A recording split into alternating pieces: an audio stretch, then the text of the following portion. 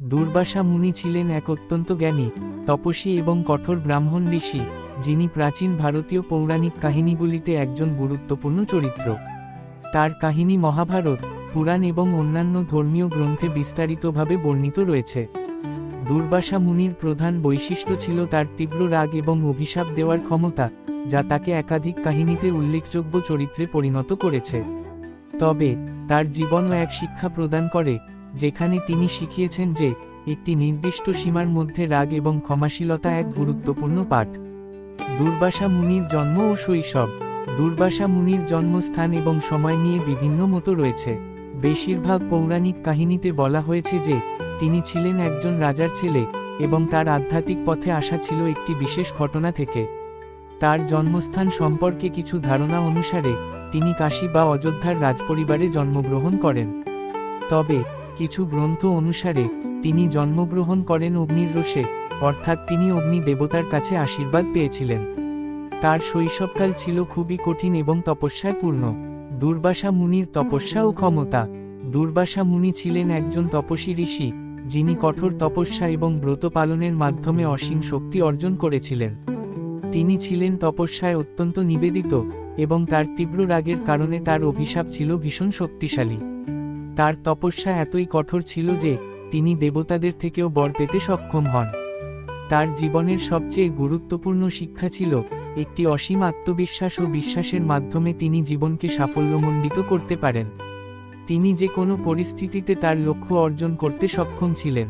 দুর্বাসা মুনির অভিশাপ দেওয়ার কাহিনী। দুর্বাসা মুনি অভিশাপ দেওয়ার জন্য বিখ্যাত। তার অভিশাপগুলি অনেক সময় চরম এবং ভয়াবহ পরিণতি বয়ে আনত।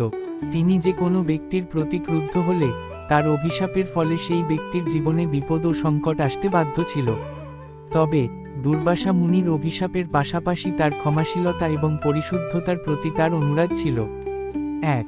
দ্রৌপদী এবং পাণ্ডবদের কাহিনী। মহাভারতে এক গুরুত্বপূর্ণ কাহিনী রয়েছে, যেখানে দুর্বাসা মুনি পাণ্ডবদের কাছে অতিথি হয়ে আসেন। একদিন পাণ্ডবরা দ্রৌপদীকে বলে যে তারা তাতে অতিথিকে আতিথ্য জানাবে, কিন্তু দুর্বাসা মুনি তাদের কাছে আসার আগে দ্রৌপদী দেখতে পান যে রান্না করা খাবার শেষ হয়ে গেছে। দ্রৌপদী অসহায় হয়ে ভগবান কৃষ্ণকে ডেকে আনে। কৃষ্ণ দ্রৌপদীর ভক্তি দেখে তাকে আশীর্বাদ দেন এবং সেই অন্য কুণ্ডলী থেকে খাদ্য পুনরায় উপস্থিত হয়। দুর্বাসা মুনি তার অতিথির ন্যায্যতা দেখে তাদের ধন্যবাদ জানান এবং পরবর্তীতে তাদের অভিশাপ দেওয়ার কোনো প্রয়োজন হয় না। 2. দুর্বাসা মুনির অভিশাপ এবং শাস্তি। আরেকটি বিখ্যাত কাহিনী হল যখন রাজার শত্রুদের জন্য দুর্বাসা মুনি অভিশাপ দেন। একবার দুর্বাসা মুনি রাজার রাজ্যে আসেন এবং সেখানে তাকে ন্যায্যতা প্রদান করা হয়। তবে যখন রাজা মুনির কাছে অতিথি হিসেবে এসে খাবার সরবরাহ করেন, দুর্বাসা মুনি অবহেলা করার কারণে অভিশাপ দেন। এই অভিশাপের কারণে রাজ্যের পরিস্থিতি একসময় বিপর্যস্ত হয়ে পড়ে এবং রাজা বাধ্য হয়ে তার পূর্বপুরুষদের সহায়তা নিয়ে পরিস্থিতি সামাল দেয়। 3. দুর্বাসা মুনির অভিশাপ রাবণের প্রতি। রাবণ, রামায়ণের প্রধান খলনায়ক, দুর্বাসা মুনির ওপর তার অশান্ত আচরণের জন্য অভিশাপ পান। দুর্বাসা মুনি তাকে সতর্ক করেছিলেন, কিন্তু রাবণ তার অহংকার ও দম্ভে অভিশাপের পরিণতি সম্পর্কে অবগত ছিলেন না। এই অভিশাপের কারণে রাবণের রাজত্ব একসময় ধ্বংস হয়ে যায়। এটা একদিকে রাবণের অহংকার এবং অন্যদিকে দুর্বাসা মুনির অভিশাপের শক্তি ছিল, যা রাবণের পতন ঘটায়। দুর্বাসা মুনির শিক্ষা। দুর্বাসা মুনির কাহিনীগুলিতে অনেক দৃষ্টান্ত রয়েছে যা আমাদের জীবনের নানা বিষয়ে শিক্ষিত করে। তার রাগ, অভিশাপ এবং পরে ক্ষমাশীলতা জীবনের অত্যন্ত গুরুত্বপূর্ণ পাঠ। ক্ষমাশীলতা।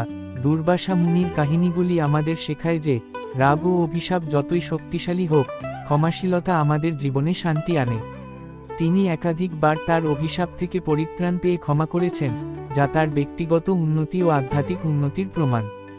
শ্রদ্ধা ও বিনয়। দুর্বাসা মুনি চরম তপস্যা এবং আধ্যাত্মিক সাধনার প্রতি নিবেদিত ছিলেন। তার জীবন আমাদের শেখায় যে আত্মবিশ্বাস ও তপস্যা আমাদের একমাত্র লক্ষ্য অর্জনে সাহায্য করতে পারে। ধৈর্য এবং সত্য। দুর্বাসা মুনির জীবন কাহিনীতে ধৈর্য এবং সত্যের প্রতি গভীর শ্রদ্ধা রয়েছে। তিনি নিজের পথে চলতে গিয়ে কখনো অন্যায়ের প্রতি আপোস করেননি। তার জীবন সত্য এবং সৎ পথের প্রতি প্রতিশ্রুতি ছিল। উপসংহার: দুর্বাসা মুনি শুধুমাত্র অভিশাপ দেওয়ার জন্য নয়, বরং তার শাস্তি, ক্ষমাশীলতা, তপস্যা ও আধ্যাত্মিক জীবনের মাধ্যমে একটি গুরুত্বপূর্ণ শিক্ষাও প্রদান করেছেন। তার কাহিনীগুলিতে আমরা শুধুমাত্র কঠিন এবং কঠোর অভিশাপের বিষয়ই দেখতে পাই না, বরং তার ন্যায় এবং ভগবানের প্রতি শ্রদ্ধার কথাও উঠে আসে। তার জীবন আমাদের শেখায় যে সত্য ও সৎ পথে চললে একজন মানুষের আধ্যাত্মিক উন্নতি সম্ভব, এবং তা কেবলমাত্র নিজের উন্নতির জন্যই নয়, বরং সমাজের জন্য উপকারী হতে পারে।